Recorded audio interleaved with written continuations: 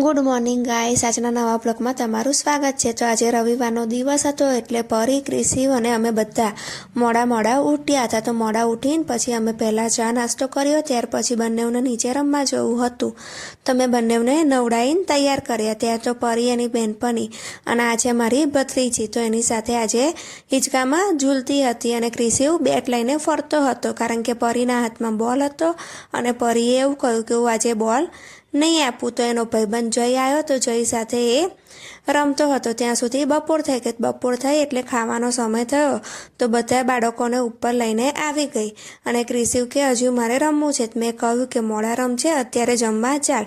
તો ઘરે આવીને છોકરીઓએ ભૂખ લાગી હતી એટલે મેં એ લોકોને જામફળ સંભાળીને આપ્યા। ત્યાં સુધી સાચીએ મને મદદ કરાવી, એને લસણ ફોલ્યું અને હું રોટલી બનાવતી હતી। ત્યાં તો પરીએ એવું કહ્યું કે મમ્મી હું રોટલીમાં તેલ લગાવીને રોટલી ફેરવી દઉં, મેં એને હા પાડી।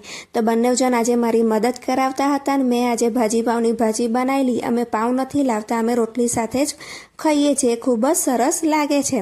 તો ભાજી બની ગઈ અને રોટલી પણ બની ગઈ, તો બધા જમવા બેસી ગયા અને ક્રિશિવને ખૂબ જ ભાઈ તો એ મને એના ઈશારાથી સમજાવતો હતો। પછી ઢગલો વાસણ હતા એ મેં સાફ કરી નાખ્યા અને સાંજનો સમય થતાં બધા બાળકોને હું નીચે લઈને રમવા માટે ઉતરી ગઈ। તો ક્રિશિવ સાયકલ ચલાવતો હતો અને સાયકલ ચલાવતા એનો ભાઈબંધ મળ્યો તો એ ચૂચુવાળું હેડફોન લાવ્યો હતો। તો પહેલાં પરીએ પહેરીને એની મજા લીધી અને એને ખૂબ જ મજા આવી। ત્યાં સુધી ક્રિશિવે પણ કહ્યું કે મને પણ પહેરાય, તો એને પહેરાવીને પણ એ ચૂચુવાળા હેડફોનની મજા લીધી। ત્યાર પછી સાંજે ઘરે આવ્યા, ઘરે આવીને જમીને પરી એની બહેનપણી આવી ગઈ હતી તો એ પરી, એની બહેનપણી અને ક્રિશિવ ત્રણેય જણને હું ગેમ રમાડતી હતી। ગેમ રમતા એ લોકોને ખૂબ જ મજા પડી ગઈ। ત્યાર પછી થોડી વાર થઈ ત્યાં સુધી એ લોકો સંતા કુકડી રમતા હતા। ત્યાં તો સૌથી પહેલાં ક્રિશિવનો વારો આવ્યો તો ક્રિશિવનો દાવ આવ્યો તો ક્રિશિવનો દાવ અપાવવાનો હતો। બંને છોકરીઓ સંતાઈ ગઈ પણ ક્રિશિવે નાટક કરીને ઢોલકું લઈને ઢોલકું વગાડવા બેઠો અને કહ્યું કે તમારે સંતાવવું હોય તો સંતાવો